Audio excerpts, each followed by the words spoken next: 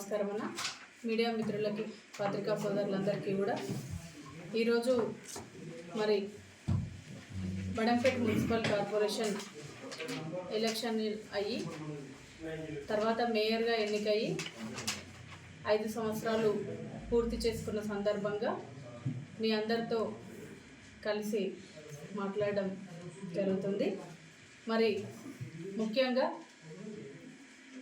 మహేశ్వరం నియోజకవర్గంలో Badangpet municipal corporation అనేది 2020లో ఏర్పడిన తర్వాత అప్పటి నుంచి ఇప్పటి వరకు దాదాపు 450 కోట్లు అంచనా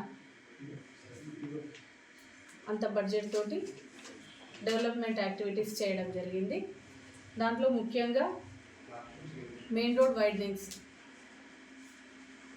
బటేల్గుట్ట డెవలప్మెంట్, అట్లాగే అన్ని కాలనీలకు సంబంధించినటువంటి అన్ని డివిజన్లకు సంబంధించినటువంటి సీసీ రోడ్లు, బీటీ రోడ్లు, యూజీడీ, అట్లాగే ఎస్ఎన్డిపి ప్రాజెక్ట్స్, దాంతోపాటు మరి డిఆర్సిసి సెంటర్, మరి మన ప్రజాభవన్, మున్సిపల్ ఆఫీస్, వీటన్నిటితో పాటు RCI road to airport road, మరి హెచ్ఎండిఏ నుంచి కొన్ని పార్క్స్, మెయిన్ ఏం పార్క్స్ ఉన్నాయో ఆ పార్కులన్నిటి కూడా డెవలప్ చేయడం జరిగింది.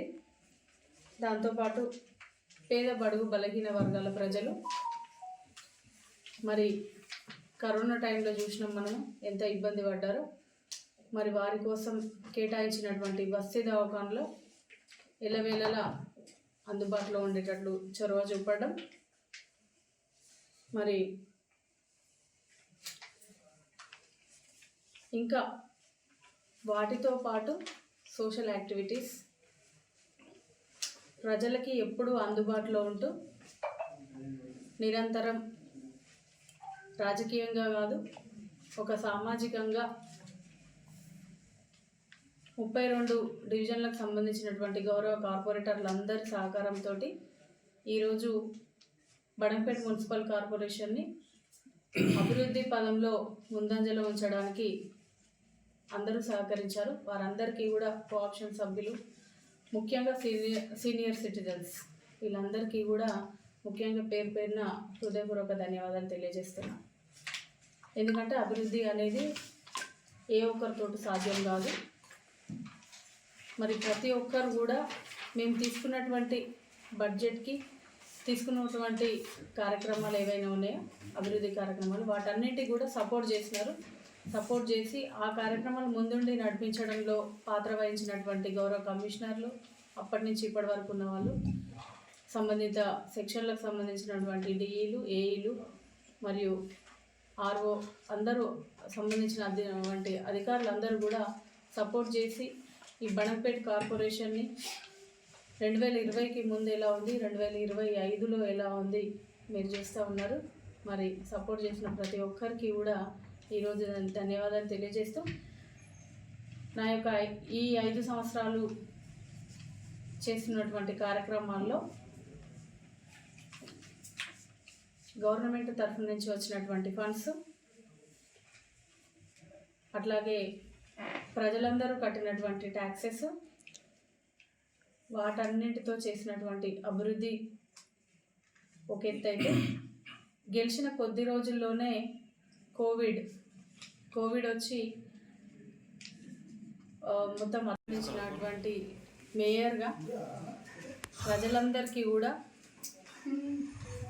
ఎటువంటి ఇబ్బందులు లేకుండా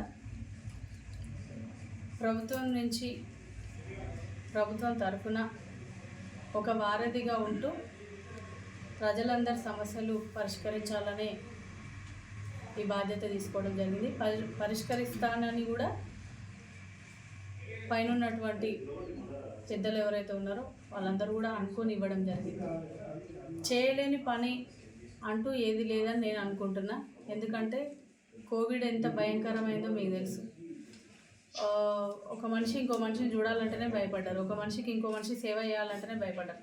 అలాంటి రోజులలో కూడా ప్రతి ఇంటికి వెళ్ళి డోర్ టచ్ చేసి వాళ్ళకి కావాల్సినవి ఏవైనా ఉన్నా సెల్ఫ్గా ఇవ్వడం జరిగింది. అట్లాగే ఈ వరదలు వచ్చినప్పుడు కూడా సహాయం చేయడం జరిగింది.